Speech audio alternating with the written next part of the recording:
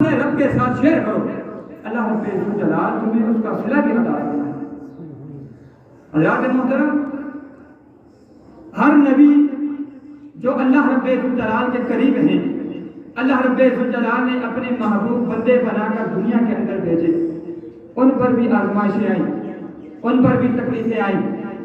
حضرات محترم، حضرت ایوب علیہ السلام کتنی سخت آزمائش کے اندر مبتلا کیے گئے، اور جب آپ پر آزمائش کا وقت آنے سے پہلے آپ کے پاس بڑا مال و دولت، بڑے بھیڑ بکریاں، آپ کو پاس اتنا کثیر مال اللہ رب الجلال نے عطا فرمایا، آپ کے 7 بیٹے اور 7 بیٹیاں بھی عطا فرمائیں۔ اور ایک دن جب ان کی آزمائش کا دن مقرر ہوا، آزمائش سے قبل جب آپ کے وہ بیٹے ایک مکان کے اندر موجود ہیں، آپ کے بیٹے اس مکان کے اندر موجود ہیں، زلزلہ آ گیا اور وہ 7 کے 7 بیٹے شہید ہو گئے اس زلزلے کے اندر۔ حضرات محترم، آپ اس بات کا اندازہ لگائیں، 2005 کے اندر ہم پر بھی زلزلہ آیا، کتنے لوگ شہید ہوئے، کتنی جانیں گئی، لیکن ہم نے اس سے سبق حاصل نہیں کیا۔ تو حضرت ایوب علیہ السلام کے وہ 7 بیٹے زلزلے میں شہید ہو گئے۔ آپ نے سوچا ہوگا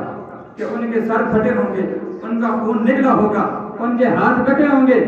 ان کا جسم زخمی ہوا ہوگا۔ یہ سوچنے کے بعد بھی آپ کی زبان پر ایک ہی کلمہ تھا کہ رب کائنات نے عطا کیے تھے اسی میں لے لیں۔ پھر بھی ان کی زبان پر کوئی شکوہ، کوئی شکایت نہیں ہے۔ آپ کے 7 بیٹے بھی اللہ رب الجلال نے دے دیے۔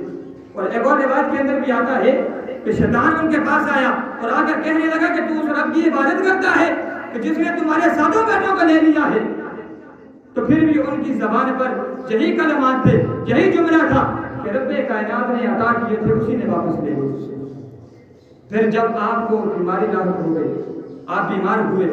آپ کے جسم میں جب بخار کی شدت اتنی تیز ہو گئی، ایسا لگنے لگا کہ جسم کے اندر آگ کے شعلے بڑھ رہے ہیں، اور پھر بیماری زیادہ ہوئی اور آپ کے جسم مبارک پر خارش ہونا شروع ہو گئی۔ پھر آپ اپنے ناخنوں سے اپنے جسم کو کھجلاتے، اور یہ جسم کا کھجلانا، اس کو کھجلاتے کھجلاتے آپ کے ناخن مبارک بھی گر گئے۔ پھر آپ اپنے جسم کو کس طرح کھجلاتے؟ آپ ٹھیکریاں اور پتھر لے کر اپنے جسم کو کھجلاتے، اور یہ خارش کرتے کرتے آپ کا جسم مبارک اتنا نازک ہو گیا کہ جب ٹھیکریوں کے ساتھ آپ اپنے جسم کو خارش کرتے تو وہ گوشت جو ہے نا، وہ گوشت مبارک آپ کا گرنے لگ گیا، اور بیماری کی شدت اتنی زیادہ ہو گئی۔ پھر قبیلے کے لوگوں نے آپ کو وہاں سے نکال کر شہر کے باہر ایک جھونپڑی بنا کر دی، اور سب اقربا نے، سب رشتہ داروں نے، سب کو آپ کو چھوڑ دیا،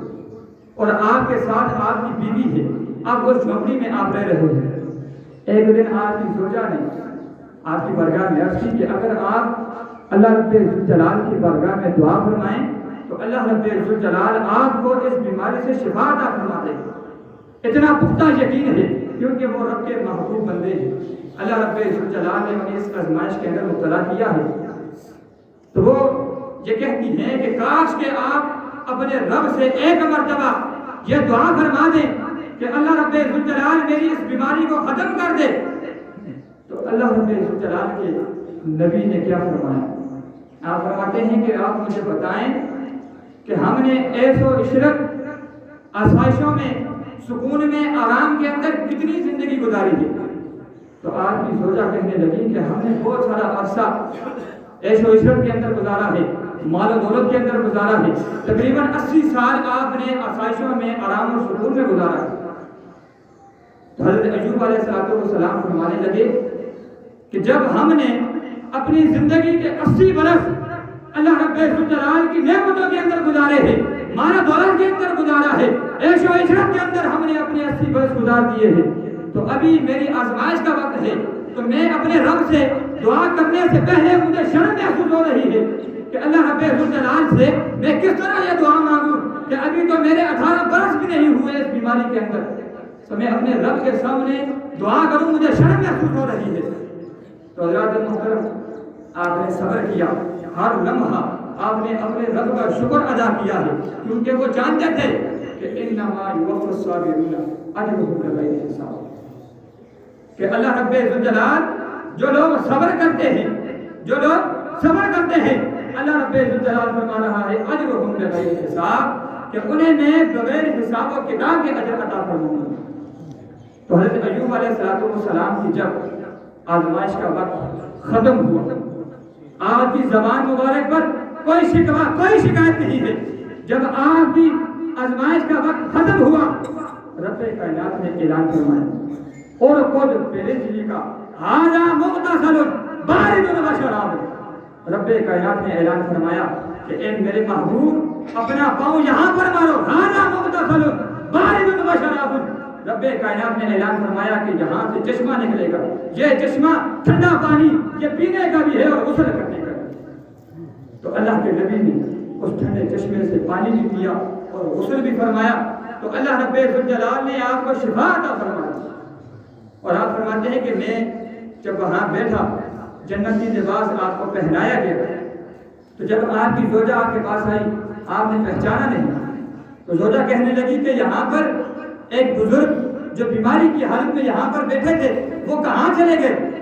تو حضرت ایوب علیہ السلام نے جملہ فرمایا کہ اللہ تم پر رحم فرمائے کہ وہ میں ایوب ہوں، اللہ رب الجلال نے میری تمام آزمائشوں کو ختم کر دیا۔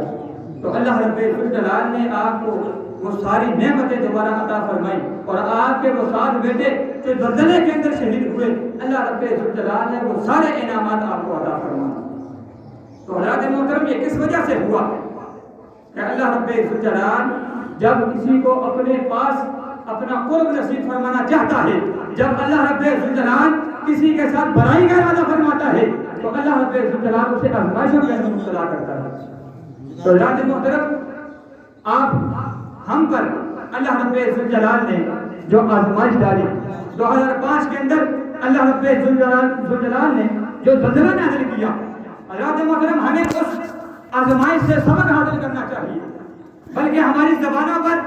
یہ جملے جاری ہو جاتے ہیں کہ یہ فلاں شخص کے اعمال ایسے ہیں، فلاں شخص کے اعمال ایسے ہیں۔ آج خود اندازہ لگائیں کہ ترکی کے اندر جو زلزلہ آیا، آج وہ زلزلہ دوبارہ ہم پر بھی آ سکتا تھا۔ حضرات محترم کیا ہمارے اعمال ایسے ہیں؟ آج اگر کسی کے ساتھ کوئی اچھی بات کرتے ہیں یا کسی کو نماز کی دعوت دیتے ہیں، تو آگے سے جواب کیا ملتا ہے کہ ہمارا دل نہیں ہوتا نماز پڑھنے۔ حضرات محترم ہمارے معاشرے کے اندر یہ چیز پھیل چکی ہے، نہ خواتین نماز پڑھتی ہیں نہ بچے پڑھتے ہیں۔ ہمیں چاہیے کہ جب کوئی بزرگ کوئی بھی گھر سے نماز کے لیے آتا ہے تو وہ اپنے چھوٹے بچے کو ساتھ لے کر مسجد میں اندر آ جائے۔ اس سے ہوتا کیا ہے کہ اکثر جب کوئی بچے مسجد کے اندر آ جاتے ہیں، آگے نماز کھڑی ہوتی ہے تو پیچھے وہ بچے آپس میں کھیل رہے ہوتے ہیں۔ حضرات محترم میری یہ رائے ہے کہ انہیں کھیلنے دیا جائے۔ کس وجہ سے؟ کہ جب وہ مسجد میں آئیں گے انہیں پتہ چلے گا کہ یہاں پر ہو کیا رہا ہے۔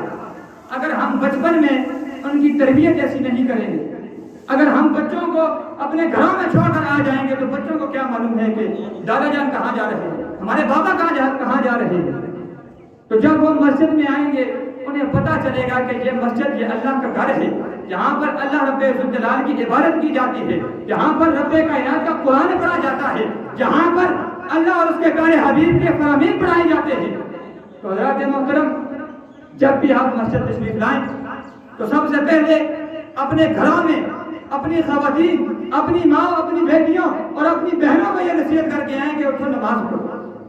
حضرات محترم ہمارے معاشرے کے اندر یہ چیز بڑی عام ہو چکی ہے کہ نہ کوئی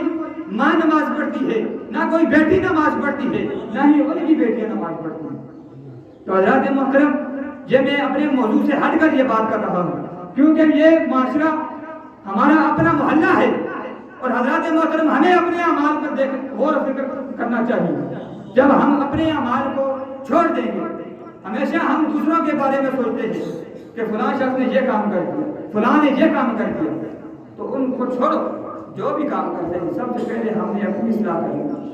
اور جب ہم اپنی اصلاح کر چکے ہوتے ہیں اس کے بعد ہم نے دوسروں کو تلقین کر دی ہے کہ آؤ نماز کی طرف۔ حضرات محترم ہمارے اس دارالعلوم کے اندر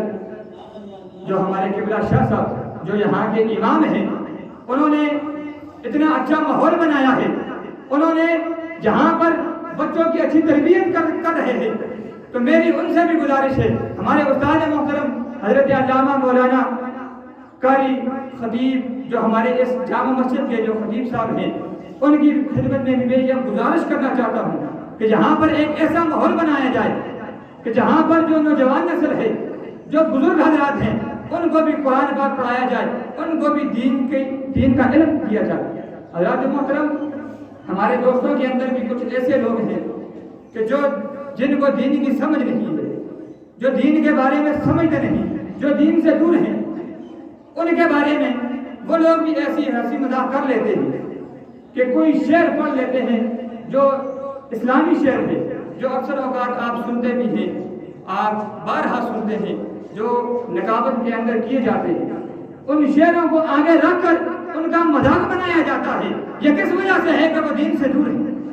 حضرات محترم، یہ ان کے لیے بھی یہ ایک کلاس ہونی چاہیے جو اس مدرسے، اس مسجد کے اندر لگائی جائے کہ جہاں پر جو نوجوان نسل ہے، جنہیں دینی بھی سمجھ نہیں ہے، وہ بھی یہاں پر آ کر اللہ اور اس کے پیارے حبیب علیہ السلام کا دین پڑھے اور اس کو آگے پھیلائیں۔ اللہ رب ذوالجلال کی بارگاہ میں دعا ہے اللہ ہم سب کو عمل کرنے کی توفیق عطا فرمائے۔ اور سب سے پہلے